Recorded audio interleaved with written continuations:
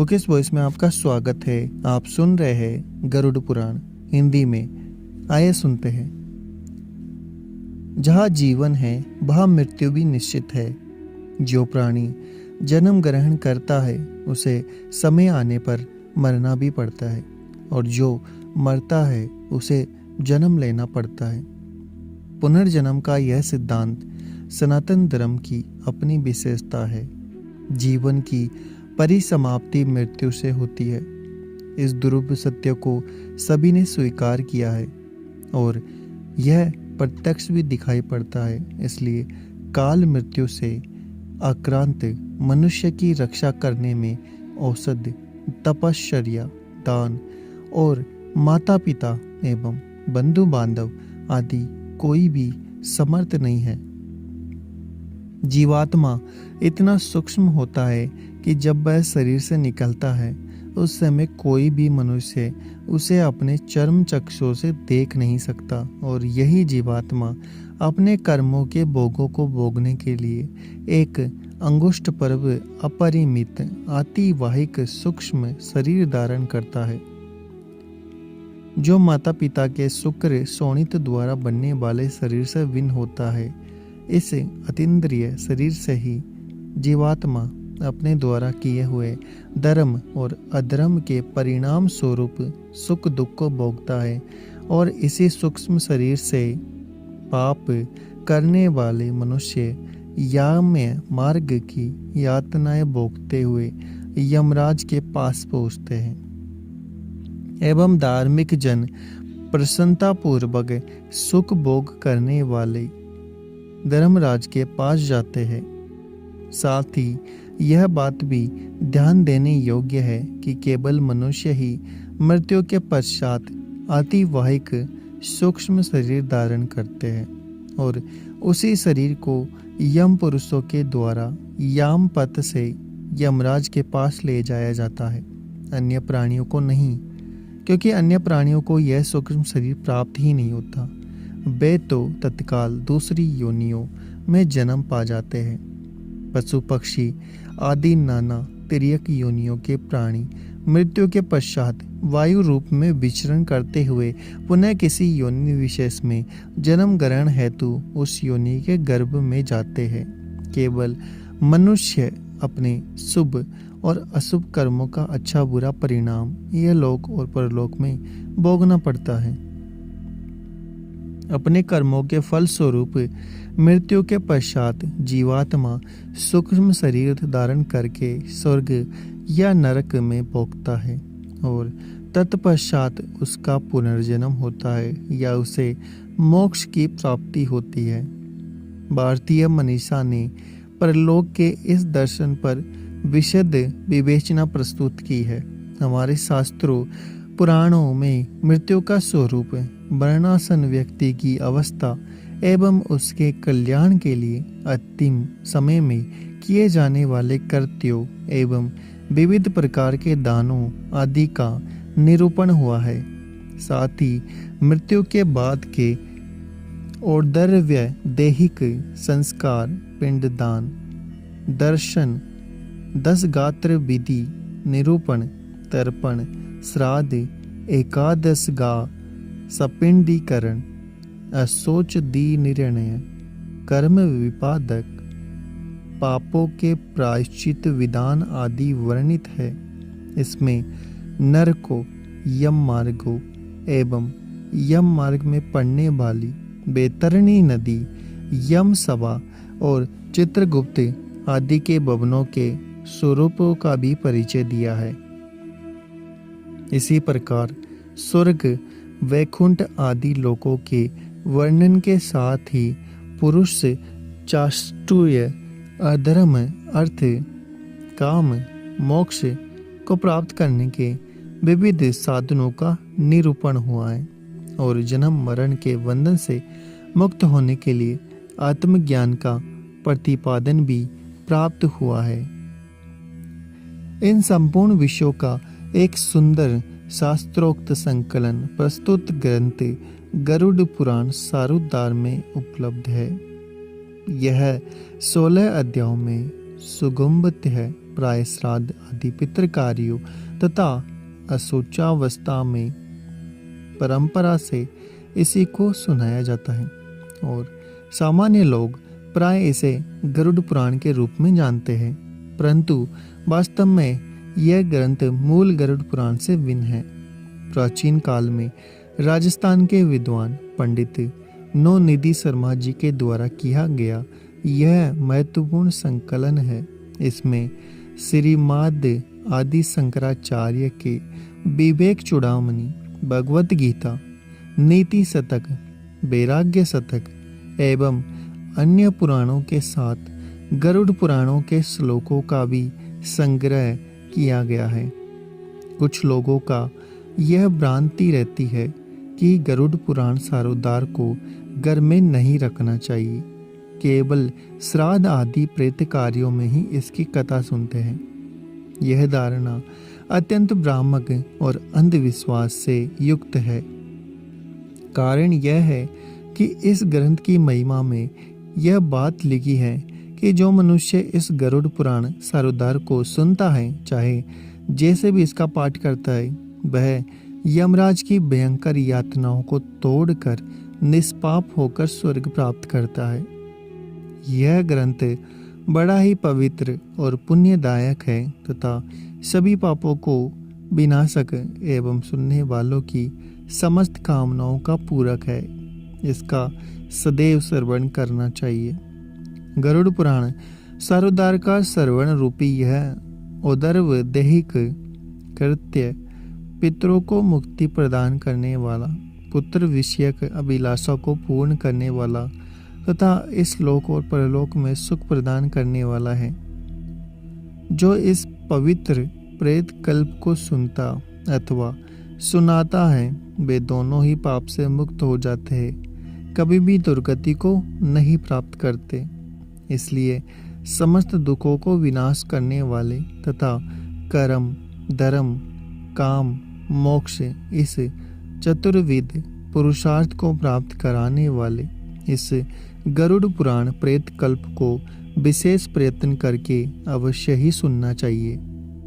वास्तव में गरुड़ सारोद्धार की समस्त कथाओं और उपदेशों का सार यही है कि हमें आसक्ति को त्याग कर वैराग्य की ओर प्रवृत्त होना चाहिए तथा सांसारिक बंधनों से मुक्त होने के लिए एकमात्र परमात्मा की शरण में जाना चाहिए। यह लक्ष्य प्राप्ति कर्म योग, ज्ञान अथवा भक्ति द्वारा किस प्रकार हो सकती है, इसकी विशद व्याख्या इस ग्रंथ में हुई है। मनुष्य इस लोक से जाने के बाद अपनी पारलौकिक जीवन को किस प्रकार सुख समृद्ध एवं शांतिप्रद बना सकता है तथा उसकी मृत्यु के बाद उस प्राणी के उद्धार के लिए पुत्र पौत्र आदि पारिवारिक जनों का क्या कर्तव्य है, इसका विशद वर्णन भी यहाँ प्राप्त होता है। इस गरुड़ पुराण सारोद्धार के श्रवण और पठन स्वाभाविक ही पुण्य लाभ तथा अंतःकरण की परिशुद्धि एवं भगवान में रति तथा विषयों से विरति तो होती ही है, साथ ही मनुष्य को ऐहिक और पारलौकिक हानि लाभ का यथार्थ ज्ञान भी हो जाता है। तदनुसार जीवन में कर्तव्य निश्चय करने की अनुभूति शिक्षा भी मिलती है। इसके अतिरिक्त पुत्र पौत्र आदि पारिवारिक जनों की परमार्थिक आवश्यकता और उनके कर्तव्य बोध का परिज्ञान भी इसमें उपलब्ध है। इस प्रकार यह अत्यधिक उपादेय, ज्ञानवर्धक, सरस तथा यथार्थ, अभ्युदय और कल्याण में पूर्णतया सहायक है। पहला अध्याय भगवान विष्णु तथा गरुड़ के संबंध में गरुड़ पुराण सारोद्धार का उपक्रम, पापी मनुष्यों की इस लोक तथा परलोक में होने वाली दुर्गति का वर्णन, 10 गात्र के पिंडदान से यातना देह का निर्माण। धर्म ही जिसका सुदृढ़ मूल है, वेद जिसका स्कंद है, पुराण रूपी शाखाओं से जो समृद्ध है, यज्ञ जिसका पुष्प है और मोक्ष जिसका फल है, ऐसे भगवान मधुसूदन रूपी पादप कल्प वृक्ष की जय हो। देव क्षेत्र नैमिषारण्य में स्वर्गलोक की प्राप्ति की कामना से सौनक आदि ऋषियों ने एक बार सहस्त्र वर्ष में पूर्ण होने वाला यज्ञ प्रारंभ किया। एक समय प्रातः काल के हवन आदि कृत्यों का संपादन करके उन सभी मुनियों ने सत्कार किए गए आसनसीन सूत जी महाराज से आदर पूर्वक यह पूछा। ऋषियों ने कहा, हे सूत जी महाराज, अपने सुख देने वाले देव मार्ग का सम्यक निरूपण किया है। इस समय हम लोग भयावह यह मार्ग के विषय में सुनना चाहते हैं। आप सांसारिक दुखों और उस कलेश के विनाशक साधन को इस लोक और परलोक के कलेशों को यथावत वर्णन करने में समर्थ है, अतः उसका वर्णन कीजिए। सूत जी बोले, हे मुनियों, आप लोग सुने। मैं अत्यंत दुर्गम यम मार्ग के विषय में कहता हूँ, जो पुण्य आत्मजनों के लिए सुखद और पापियों के लिए दुखद है। गरुड़ जी के पूछने पर भगवान विष्णु ने उनसे जैसा कुछ कहा था, मैं उसी प्रकार आप लोगों के संदेह की निवृत्ति के लिए कहूँगा। किसी समय बैकुंठ में सुखपूर्वक विराजमान परम गुरु श्री हरि से विनता पूर्वक उनका पुत्र गरुड़ जी ने विनय से झुककर पूछा। गरुड़ जी ने कहा, हे देव, आपने भक्ति मार्ग का अनेक प्रकार से मेरे समक्ष वर्णन किया है और भक्तों को प्राप्त होने वाली उत्तम गति के विषय में भी कहा है। अब हम भयंकर यम मार्ग के विषय में सुनना चाहते हैं। हमने सुना है कि आपकी भक्ति से विमुख प्राणी वही नरक में जाते हैं। भगवान का नाम सुगमता पूर्वक लिया जा सकता है।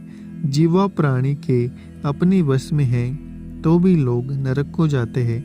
ऐसे अदम मनुष्यों को बार बार धिक्कार है। इसलिए हे भगवान, पापियों को जो गति प्राप्त होती है तथा यम मार्ग में जैसे वे अनेक प्रकार के दुख प्राप्त करते हैं, उसे आप मुझसे कहे। श्री भगवान बोले, हे पक्षींद्र, सुनो, मैं उस यम मार्ग के विषय में कहता हूँ जिस मार्ग से पापी जन नरक की यात्रा करते हैं और जो सुनने वालों के लिए भी भयावह है।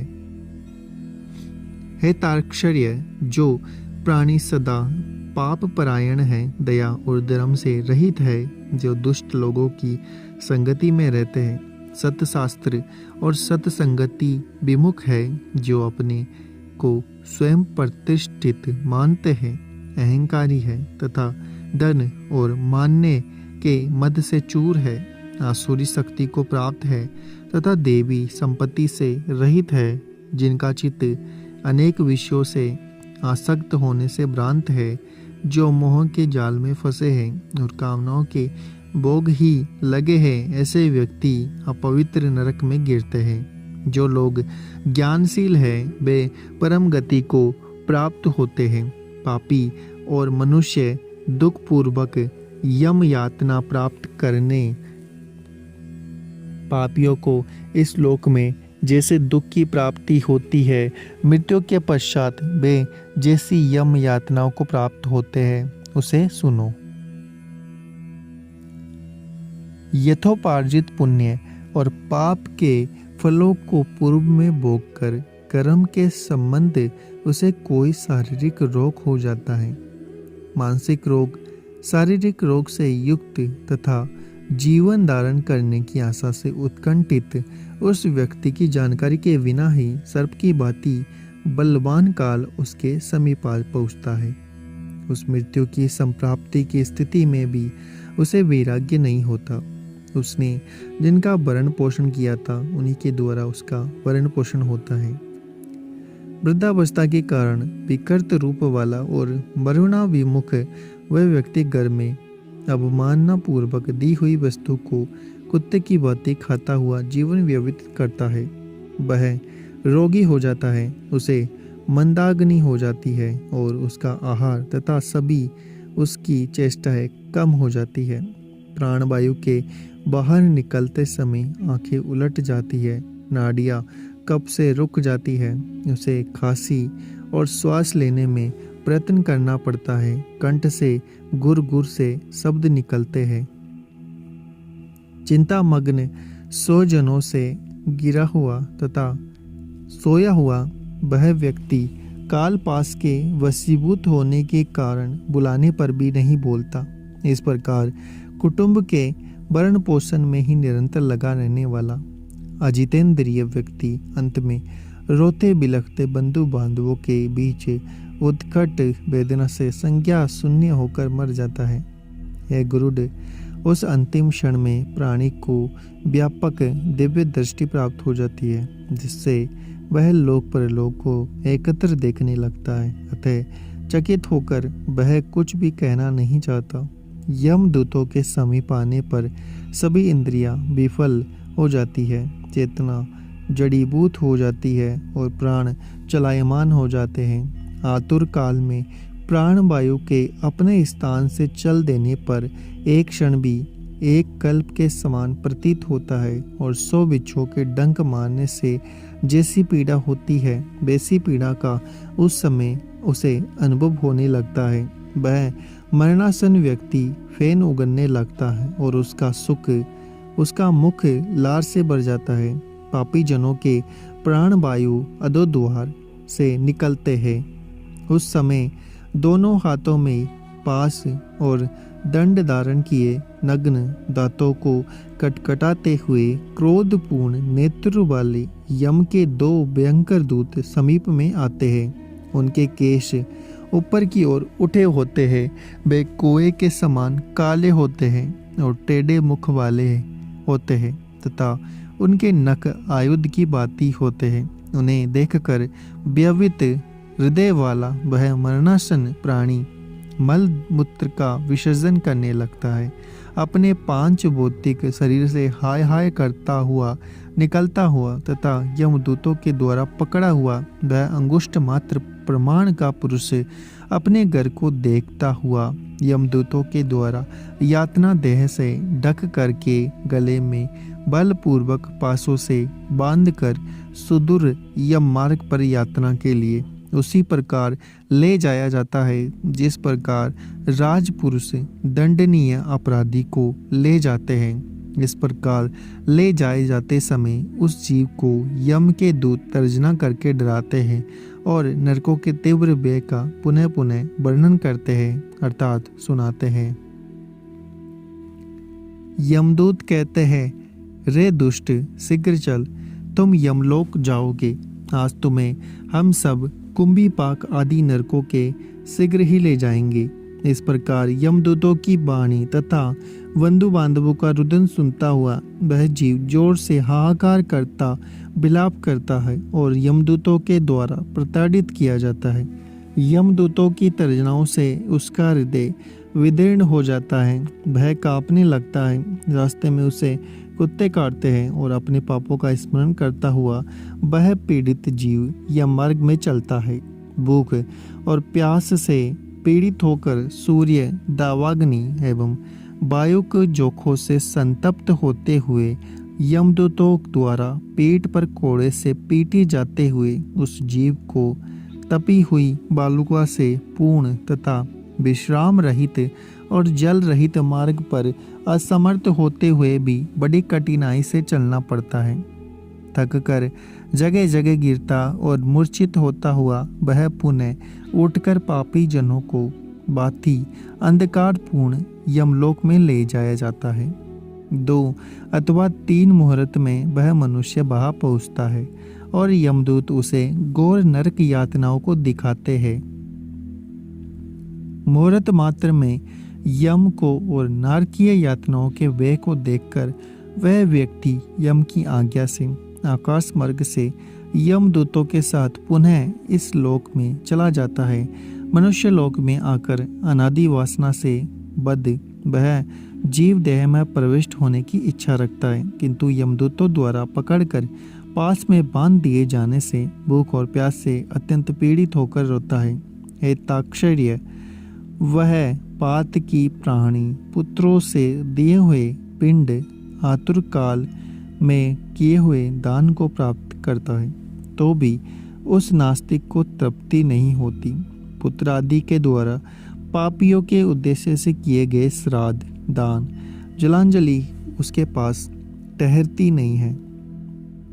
अतः पिंडदान का भोग करने पर भी वे क्षुधा से व्याकुल होकर यह मार्ग में जाते हैं। जिनका पिंडदान नहीं होता वे प्रेत रूप में होकर कल्प पर्यंत निर्जन वन में बहुत दुखी होकर भ्रमण करते हैं। सैकड़ों करोड़ कल्प बीत जाने पर भी बिना भोग किए कर्म फल का नाश नहीं होता। जब तक वह पापी जीव यातनाओं को भोग नहीं लेता तब तक उसे मनुष्य शरीर भी प्राप्त नहीं होता।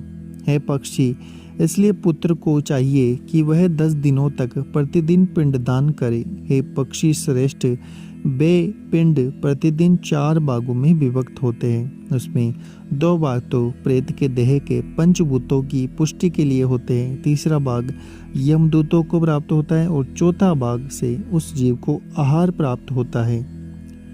9 रात दिनों में पिंडदान को प्राप्त करके प्रेत का शरीर बन जाता है और 10वें दिन उसमें बल की प्राप्ति होती है। हे खग, मृत व्यक्ति के देह के जल जाने पर पिंडदान के द्वारा पुनः 1 हाथ लंबा शरीर प्राप्त होता है और जिसके द्वारा वह प्राणी यमलोक के रास्ते में शुभ और अशुभ कर्मों के फल को भोगता है। पहले दिन जो पिंड दिया जाता है उससे उसका सिर बनता है। दूसरे दिन के पिंड से गर्दन और एक स्कंद यानी कि कंधे तथा तीसरे पिंड से हृदय बनता है। चौथे पिंड से पृष्ठभाग, पीठ, 5वें से नाभि, 6ठे तथा 7वें पिंड से क्रमशः कटी, कमर, गुहाएं अंग उत्पन्न होते हैं। 8वें पिंड से उरु, जांघें और 9वें पिंड से जानू, घुटने तथा पैर बनते हैं। इस प्रकार 9 पिंडों से देह को प्राप्त करके 10वें पिंड से उसकी क्षुधा तथा तृष्णा ये दोनों जागृत होती है। इस पिंडज शरीर को प्राप्त करके भूख और प्यास से पीड़ित जीव 11वें और 12वें 2 दिन भोजन करता है। 13वें दिन यमदूतों के द्वारा बंदर की तरह बंधा हुआ प्राणी अकेला उस यम मार्ग में जाता है।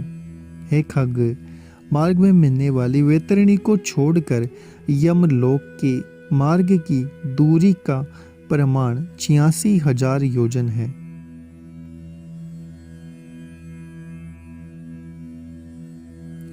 वह प्रेत प्रतिदिन रात दिन में 247 योजन चलता है।